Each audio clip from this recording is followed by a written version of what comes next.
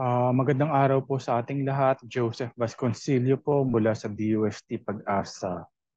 Ang proyekto na ating ipapakilala ngayong umaga ay ang hashtag TCPassagePH na naglalayong makadevelop ng prediction system para sa mga bagyong posibleng mabuo o pumasok sa loob ng Philippine Area of Responsibility several months ahead. Ang proyektong ito ay pinundahan ng Department of Science and Technology sa pakikipagtulungan ng DOST PSHERD at DOST Pag-asa sa ilalim ng Balik sa Liksik program. Ang mga bagyong nabubuo o pumapasok sa Philippine Area of Responsibility ay pinakamarami at pinakaaktibo simula sa mga buwan ng Hunyo hanggang Oktubre. Ito din ang mga buwan at panahon kung saan kailangan tayong maghanda lalong-lalo na sa mga pinsala at panganib na kaakibat ng mga bagyo na pumapasok sa ating bansa. Kadalasan din ang mga bagyong ito ay nagla-landfall lalong-lalo na sa mga buwan ng Setyembre hanggang Nobyembre. Kaya naman ang mga layunin ng ating proyekto ay alamin kung bakit at papaano nabubuo ang mga bagyo at kung malalaman natin yung mga mekanismo, yung mga mechanism of such possible development, maaari ba nating malaman kung ilan ang mga bagyong posibleng mabuo o pumasok sa Philippine Area of Responsibility several months ahead. Kaya nga ang tunguhin natin para sa proyektong ito ay makapagbigay kung ilan ang mga bagyong posibleng mabuo o pumasok sa Philippine Area of Responsibility at sa gayon ay makatulong tayo sa pinag-iba yung paghahanda ng mga iba't ibang sektor sa ating lipunan.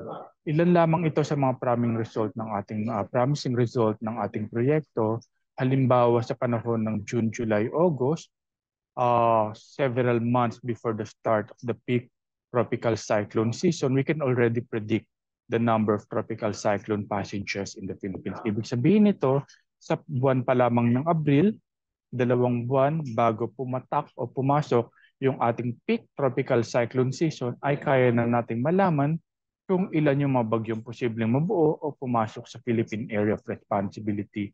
Halimbawa, kung gagamitin natin ng Abril, meron tayong model correlation as high as 0.71 sa panahon ng June, July, August at sa mga buwan ng Setyembre, Oktubre at Nobyembre. At kahit magkakaiba ang environment sa mga buwan ng June, July, August at Setyembre, Oktubre at Nobyembre, ay nananatiling maganda ang resulta ng ating mga prediction model at ayon ito dun sa ating mga resulta sa proyektong ito.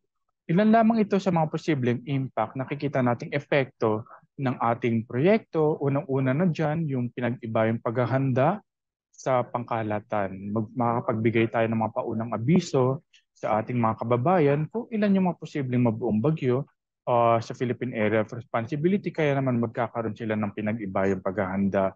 Magkakaroon din tayo ng pinag-ibayang seguridad pagdating sa pagkain at tubig, pinag-ibayang paghahanda para sa mga panganib, kaakibat ng mga bagyo, at strategic planning for domestic water consumption, para sa irigasyon, at para sa ating kuryente, lalo na para sa hydropower generation. Kasi kinakailangan nila ng sapat na dami ng ulan o tubig na nagmumula naman sa mga pumapasok na bagyo sa Philippine Area of Responsibility. Kaya with that, maraming maraming salamat po. Magandang umaga po sa ating lahat.